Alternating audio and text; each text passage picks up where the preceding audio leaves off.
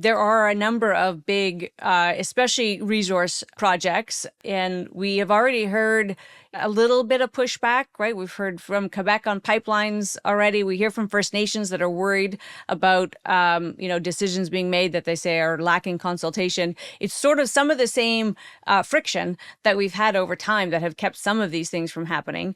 But you're optimistic that this is a new dawn?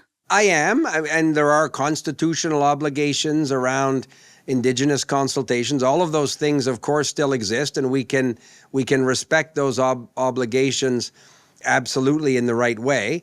But Mr. Carney was clear in the election campaign that developing, for example, energy corridors across the country, which can very well include pipeline infrastructure, conventional energy, understanding that the social license and the acceptability in different provinces is obviously part of the conversation. So it's sort of not a red light, green light thing as much as figuring out a way with a new economic reality driven by the United States and the desire to develop, as the Prime Minister said, trading relationships with reliable international partners. And just look across the Atlantic. There are a lot of them in Europe, for example.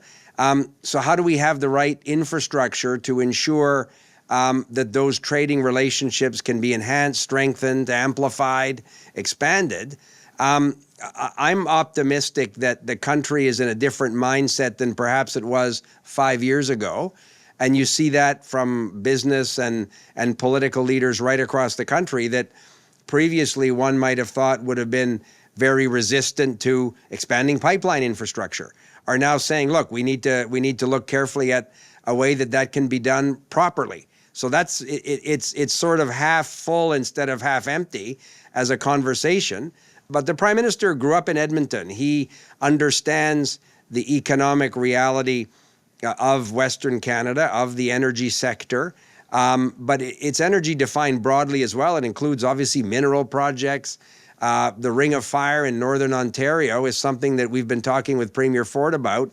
Huge infrastructure opportunities there that can benefit Indigenous communities, parts of the northern part of Ontario that need those investments. So we're going to plug away at it, but with a real sense of urgency. And it's not just about saying, oh, we're going to compress this timeline. We actually want to get to the start of those projects. And a number of them, Amanda, I think people will be surprised how quickly we can move to get to the beginning of these projects with the goodwill that I see from business leaders and provincial and territorial leaders. So that optimism is obviously going to be very welcome to many. The other piece of the equation, and on your desk, of course, U.S.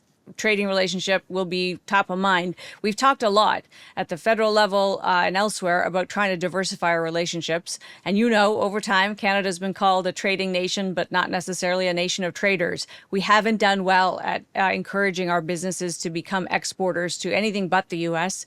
Is anything different now, or will kind of the forces of the status quo work against us here?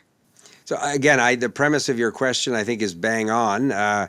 40 years ago, I think in Pierre Elliott Trudeau's government, the expression that somebody told me, they were talking about the third way, which would have been expanding trade with Europe. So sort of 40 years later, we're eternally overly dependent on the American market. And they have become, as Mr. Carney said, but Canadians and business leaders and workers see, unreliable.